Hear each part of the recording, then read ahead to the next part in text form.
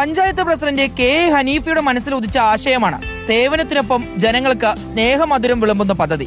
പഞ്ചായത്തിൽ നിന്നും തുകയെടുക്കാൻ കഴിയില്ലെന്ന് അറിഞ്ഞപ്പോൾ പ്രസിഡന്റിന് ഒരു കുലുക്കവും ഉണ്ടായില്ല.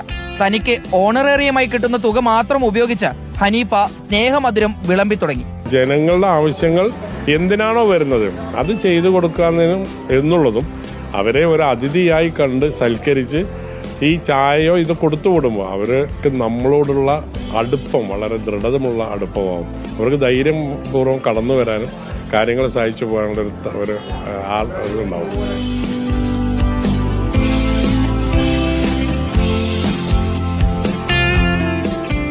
ആഴ്ചയിൽ 4 ദിവസം ഇഞ്ചി, നാരങ്ങ, പൈനാപ്പിൾ തുടങ്ങിയ വിവിധ രുചികളിലുള്ള ചായ. ബാക്കി 2 ദിവസം പായസവും ഐസ്ക്രീമും. ഹനീഫയുടെയും കരിമ്പുഴയുടെയും സ്നേഹമധുരം പദ്ധതി പാലക്കാട് ഹിറ്റാവുകയാണ്.